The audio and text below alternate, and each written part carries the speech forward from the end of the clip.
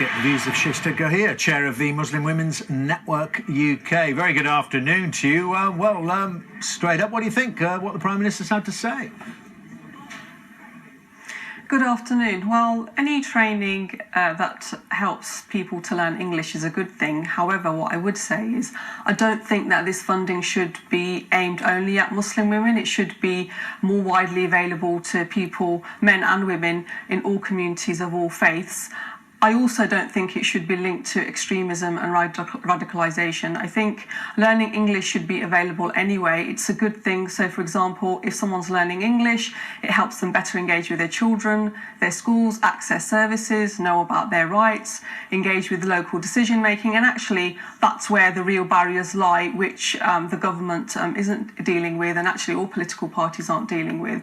But what was worrying me is when I was reading online media reports that Muslim women could be punished for refusing to learn English. Now, we get calls on the helpline, and there are Muslim women who really want to go to college and learn English, particularly spouses from abroad, and that are stopped by in-laws and their husbands.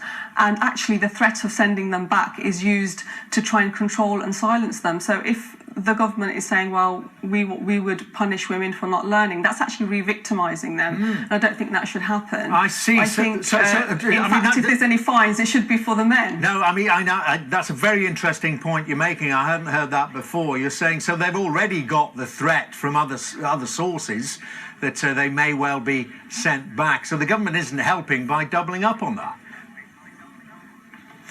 What I would like to see is all political parties deal with the real issues, the real barriers that face Muslim women. So let's supposing they learn English anyway. They are going to face the same barriers in their communities that other empowered women face who are skilled, able, knowledgeable, can speak English, which is, for example, there are good mosques that engage with women and good Muslim male counsellors, but I would have to say the vast majority do marginalise women. So women are not taking part in decision making in mosques, hence the mosques won't engage in the issues relevant to the lives of Muslim women. Local councillors in around the cities, particularly where there's the Baradari clan system from the Mirpur region, and this is really aimed at the Labour Party, I would say. They control local politics, don't let Muslim women have a voice. When there are all women shortlists and candidacy, normally there's nepotism with places going to friends and relatives, and able, empowered, English-speaking women are overlooked.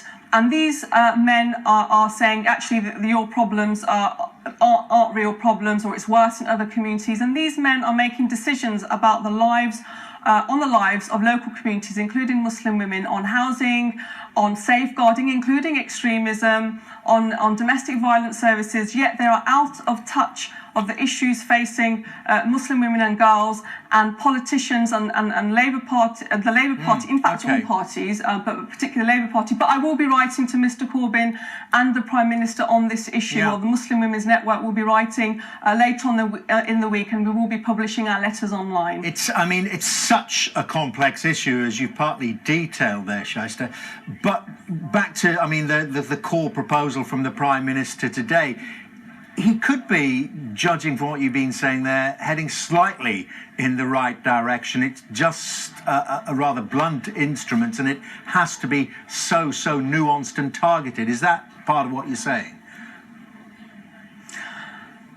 Any initiative that's going to help empower women is always a good thing. I think it's frustrating for Muslim women that these initiatives are often linked to radicalisation and extremism funding sources and projects.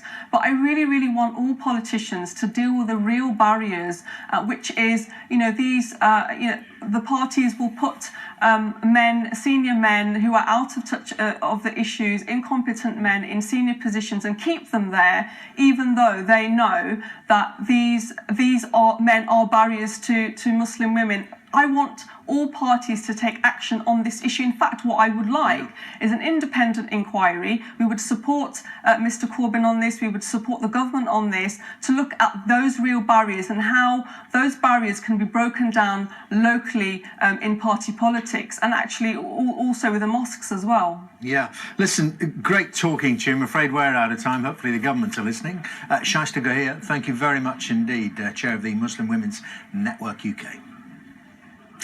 Still to come on Sky News.